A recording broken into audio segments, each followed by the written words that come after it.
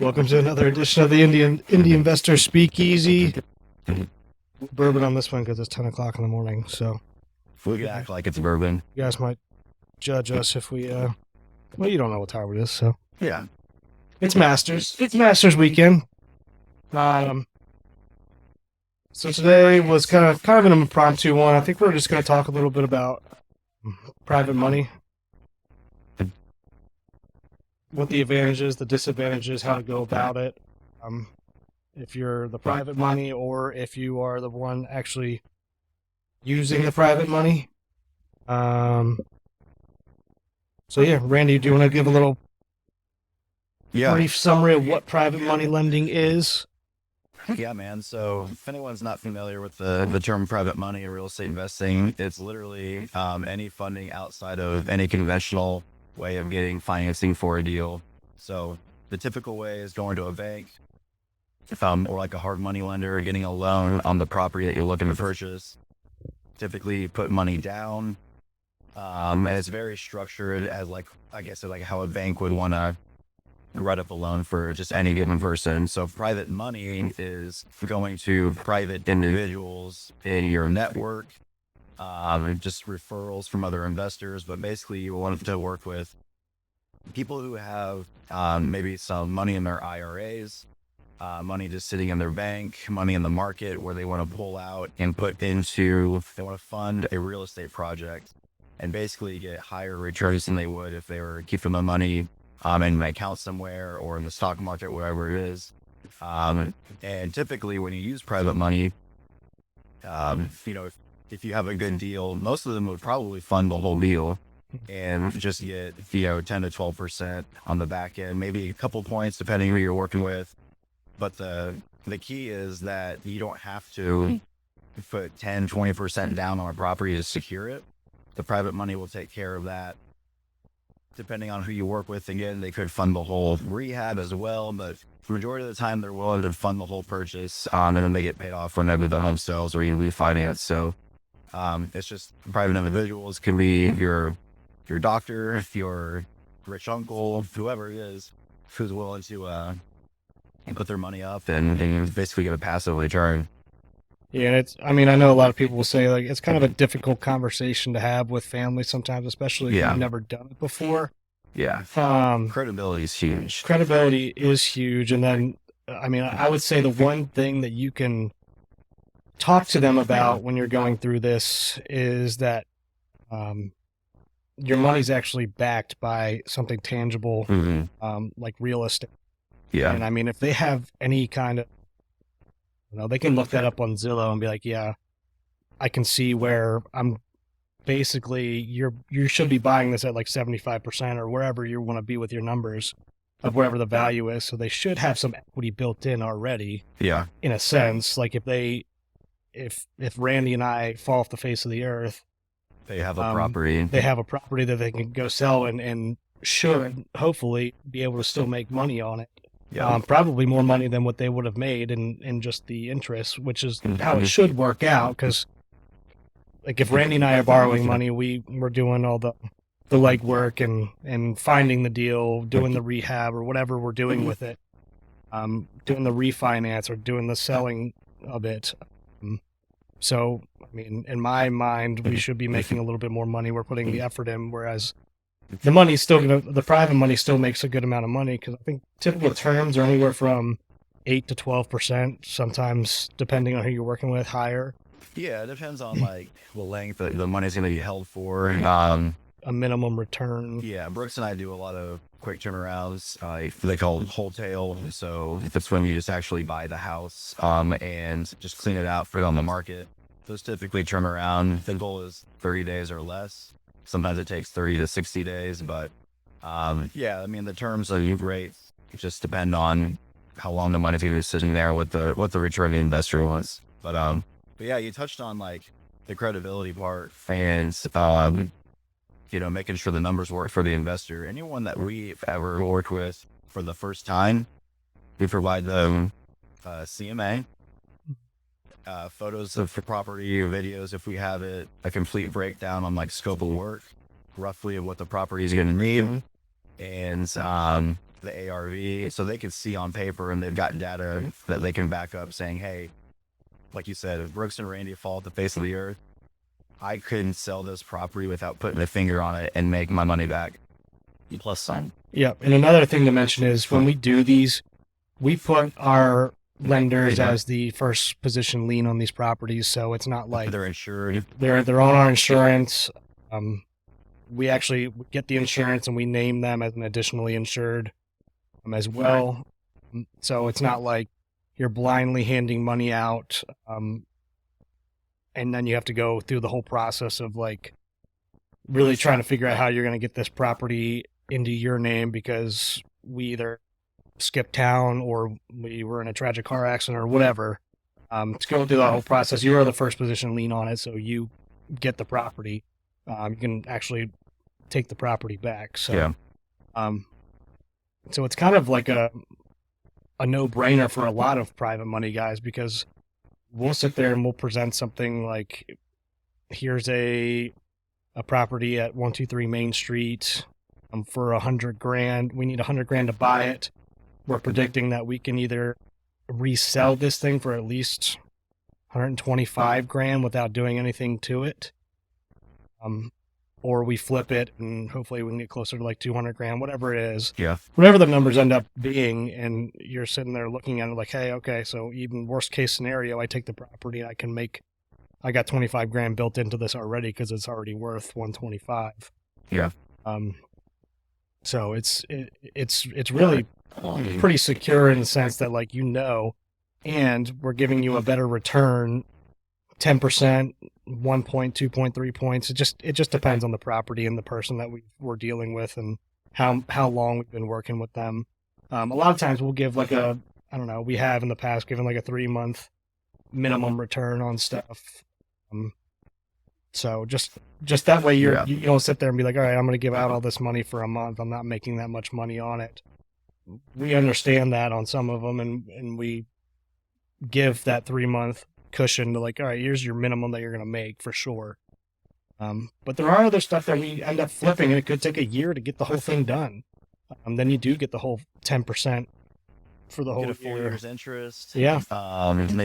Maybe a point on the front end. Who knows? But in structure. Yeah. Again, it's all investor preference, and especially in the beginning, I think private money is probably everyone's, or any access to capital in general. Yeah. Mm-hmm. Everyone's biggest, I feel like, struggle in the beginning if you're trying to scale. Like if someone's looking to do 1 to 5 deals a year, they're most likely not utilizing private money. They're probably just getting, bank financing and refining out. But most of everyone we work with, including us, or if we're looking to scale, access to capital is huge, and that's the game changer. And sometimes in the beginning, you have to kind of prove your worth and maybe give up part of the deal just to get a deal secured. So you can offer just your general private money terms to an investor, but also say, hey, I can give you a cut of our profit if we make over X amount, which we should. And then that would be on top of whatever they made on their interest and 4 points. So that's something that you can do as well, just to give them more meat. Once you prove yourself and you do more volume with that person, then they would probably most likely come down to being like a normal private lender. Yeah. And also different ways to structure it too. Like, I mean, we, there's some instances where we pay that interest only payment every single month, because some investors like that payment coming in every month. And I would say most of our private money people that we have used now are kind of in the mindset of like, yeah, we'll just do however long you keep it. We'll pay that interest back, or just pay me the interest back at closing in the end when you sell it plus the point. Like, it's almost like it's way easier for us and for them to do it all at the end, which is great for us, obviously, because it takes one less thing off our plate to make the payment every month, and setting all that stuff up is just one less admin task for both sides. And then on the other side of that, it's like you said, we have people who they want to see like, let's do one deal and then and then we can scale up and do multiple deals at a time. Yeah. We've even hit instances, like we've just hit an instance where like we have almost too many deals and not enough capital. Just for whatever, we just have a lot of good deals coming through, and we're like, all right, we don't have enough to spread out to everybody. So, I mean, it happens to everybody who's trying to scale, I feel like, because everyone's run into that, even us who are doing a good bit of deals. Mm-hmm. You're always going to run into that. And it's just something that's always a need. And it's definitely something that I think Randy and I would like to get into at some point as well, like doing the private money side. I know a couple of other of our friends are doing it. Are starting to get into it. I mean, it's way more passive. There's a lot of advantages to it. Yeah, absolutely. So how would you go about, what do you think the best way to go about it is of finding people groups when it comes to private money? On the investor side, as far as like doing like boots on the ground? Just finding people to fund your deal. Okay. Yeah. Because I know you mentioned in the beginning, like, friends and family is probably one the way people want to go, but and just when you're dealing with family and private money, real estate with little experience, it kind of puts people off a little bit. It's kind of in the gray area, but what's your opinion on that? I just say talk about it. Like, I mean, just put stuff on Facebook, like what you're doing, and then people just start to get interested. And talk about it around people in your business circles. Explain to them what you're doing, and if you just explain like, hey, here's the return that we give to people, or here's what we're planning on doing. A lot of times, like how I started, I had to start with hard money at first, and yeah, I mean, and then you put together a credibility pack and say, hey, here's what we've done in the past, and it's been a win-win on both sides, and show that. It makes it a whole lot easier to go to somebody and say, hey, here, or you email them and say, hey, here's the returns that we gave X, Y, and Z, or here's how this one worked out. And it just gives people a little bit more comfort in knowing that. But I mean, I still think it should give people a little bit more comfort knowing that they have security and equity built into the deal. Yeah. So. Yeah, I definitely agree. I think when it comes to friends and family, it's best not to directly ask them for money. If they want to get involved, they can come to you. If they want to get involved, they can come to you. But I always found like keeping them curious always works. So like if you're just, and this is going for anybody, but like if you're just hanging out where,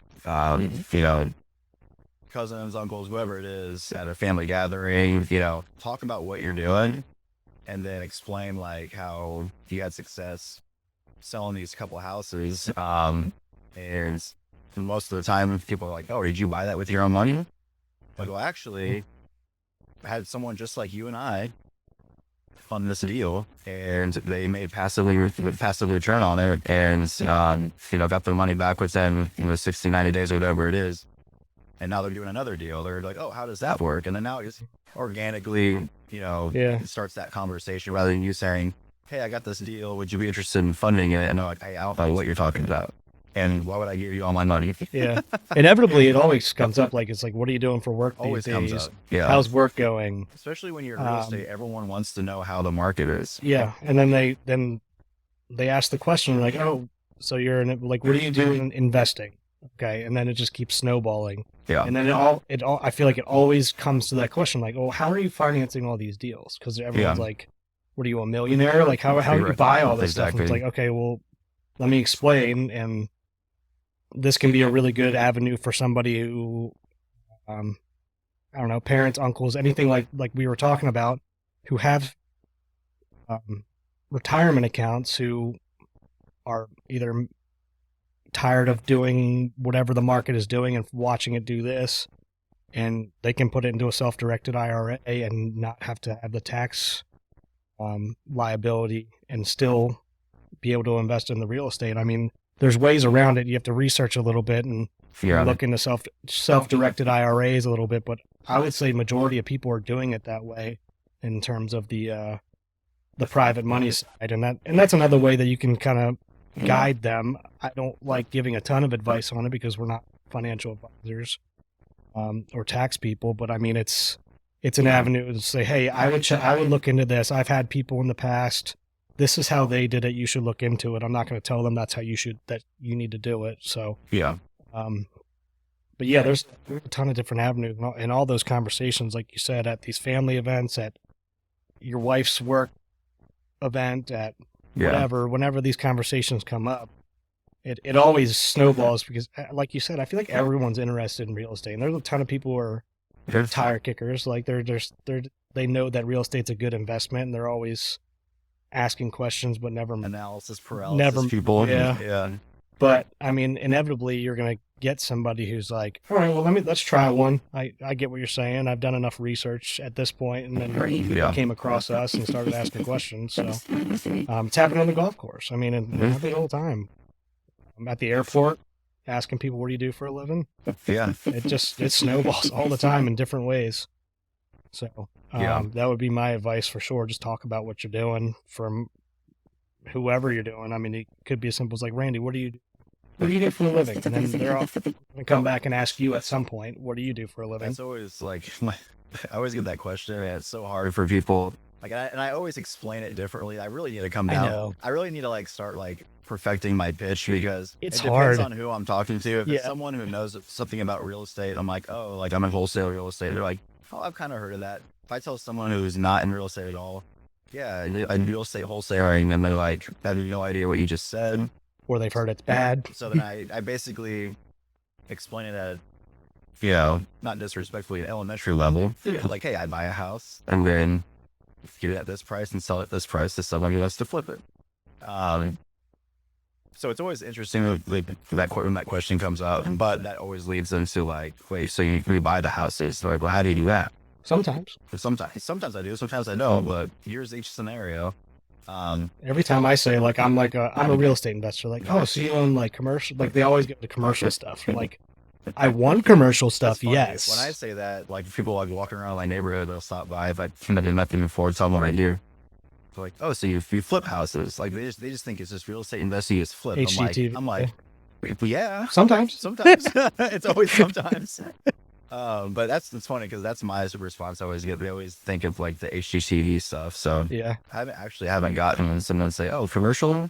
So yeah, they're always like, oh, like I don't know, like some kind of commercial or like apartment building. Like, yes, I would love. Sometimes. Like I'm looking for that sometimes. Yes.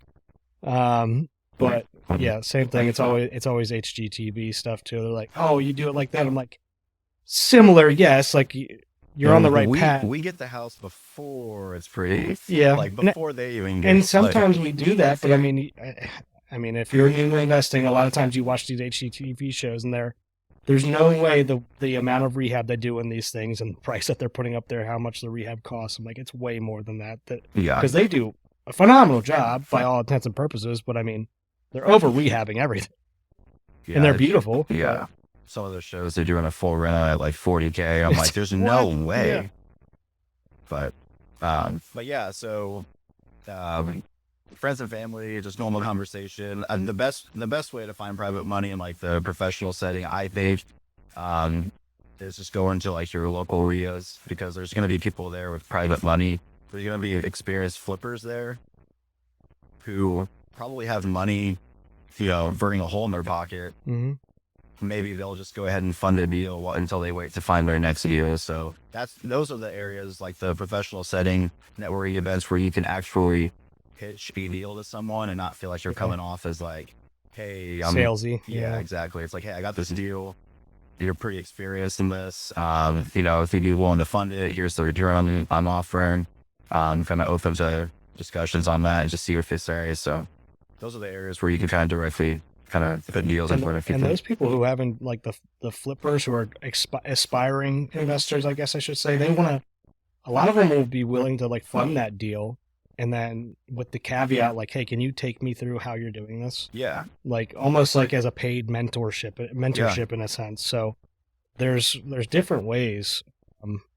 And that's a great way. I mean, if you have never done it before and you have money burning all in your pocket, I mean, that's an easy education and make money. You can you're not more than likely, you're not going to lose money doing that. And you can gain experience. Like if they got into a deal with someone who didn't perform on their word, they get the house. Mm-hmm.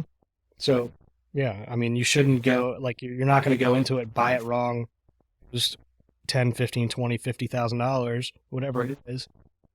And you get like a free education. Like, yeah, just include, like, I would say, like, I want to be included, like, in your Slack channel.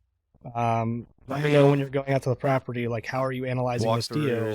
All the updates. What calculator are you using? What spreads are you looking for? Like, and everything like that. It's actually a paid for education. You make money doing this. Yeah. There's some money up front, but then you make money back. You make the interest and you make the experience. You build the experience. Yeah. And you can literally sit there and say, you could take this to like your first private money person and say, hey, this is the deal I did. Even though you were not the flipper per se on that deal, but you were involved in that deal. Now you have experience. Now you can say, hey, here's what I've done. Yeah. It just gives you, it's a free way into gaining experience. I keep saying free, but you should be making money and getting experience at the same time. Yeah. I also think, anything else you want to touch on? I know it's a quick episode today. Anything else you want to touch on private money? I don't think so. I think we did a pretty good job. Yeah.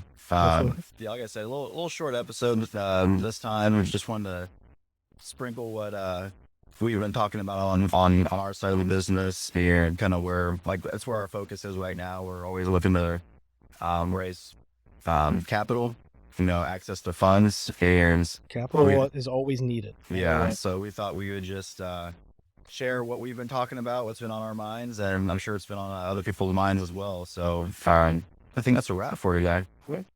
Okay.